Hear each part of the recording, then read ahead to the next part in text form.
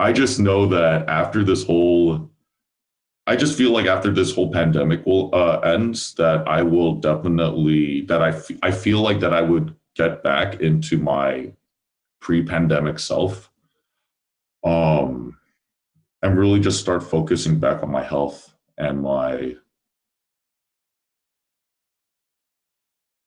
I don't know, just like my writing. Yeah. Are there other things about the way the pandemic's making you feel that's I, making it hard to do more healthy behaviors? yeah, I mean, now come to think about it, it's not just even writing. It's just been hard to do a lot of things actually. Even meeting with friends, I would like even avoid that. Last this past weekend.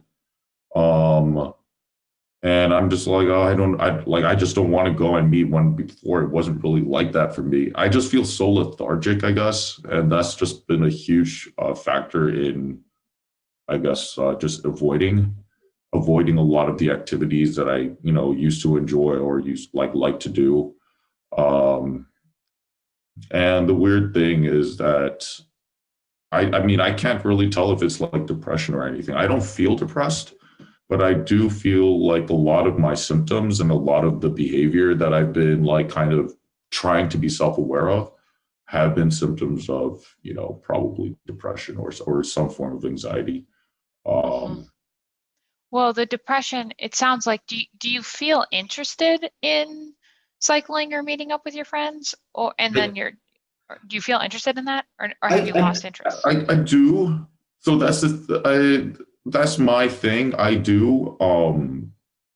I still like it's still a passion of mine to like biking and all that and meeting up with friends. It's like I am interested in that moment, but especially when the time comes, it's just hard for me to just get up and just like get shit done.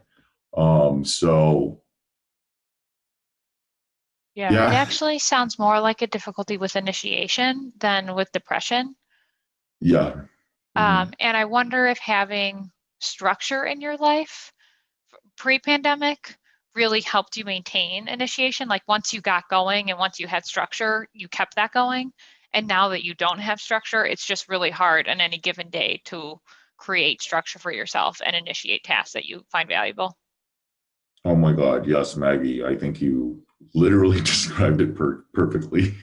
I don't know why it's so hard to say something so clearly. Um, yeah, I really do think that having that structure, and it's funny, I felt like I was exerting so much more energy back then, pre-pandemic.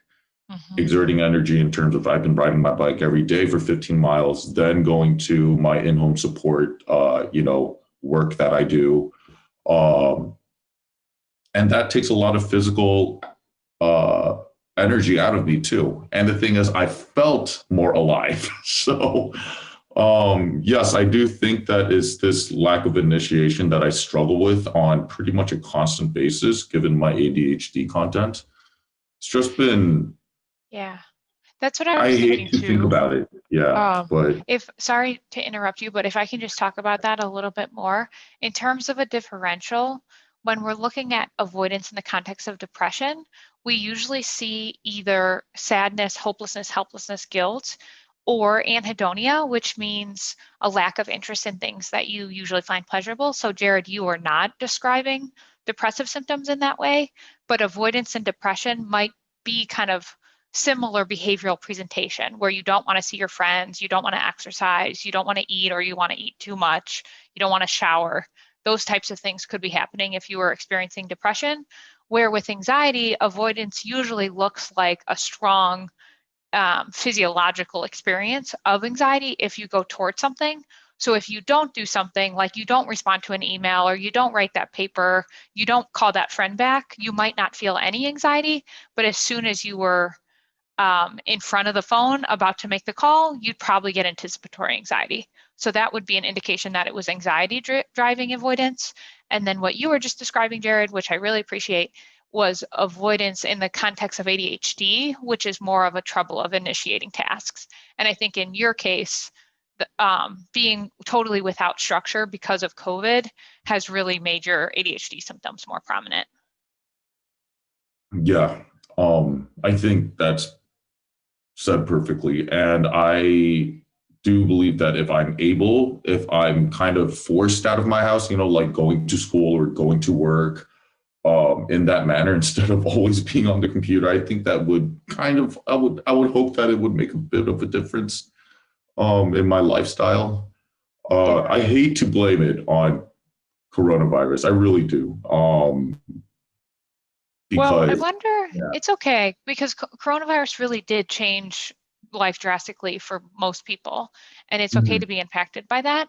I wonder if there's any kind of hack, so to speak, where like there's a way to create more structure for yourself so to get this initiation going. So if something like as soon as I take out my dog, then I go for a 5 mile ride, could you create something like that before you got your day started? That might, once you got in the routine of that, it would provide the structure that you needed.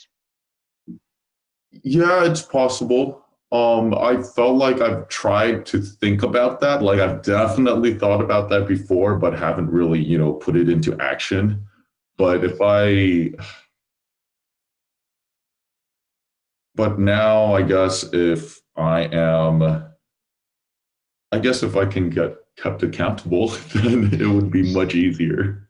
Sure. So are you willing to say, do that like 2 times between now and the next group? Yes, yes. Okay. Now and And do you want to make it, is a 5 mile ride a good type of ride to make? Like, is that a good commitment or something more or less would be a better commitment? I think I can start off with it doing like a 3 mile ride. I'll just need to do that first.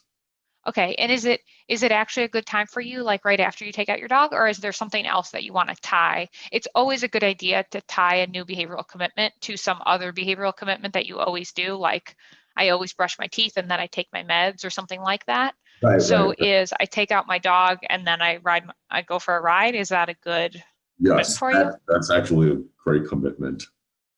Um, And when okay. I wake up earlier. Yeah, that sounds great. Is there anything else coming to mind for you before we end?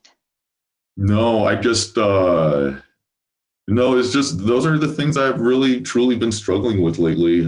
Just with I think the lack of initiation leading to avoidance, and I feel that that has been just it's just been playing a huge role right now. And so I just thank you so much for being Yeah. able to clear that up. Yeah, you're welcome. And actually, in addition to the huddle groups, which you can, of course, attend, we'll be Mhm. doing another group podcast. So, are you willing to make this commitment for to talk about in the group podcast? Yes, yes, Okay. definitely. Okay, that sounds great. Then we'll look forward to hearing from you then. Okay, thank you so much, Maggie. Okay, you're welcome. Thanks for being on the show.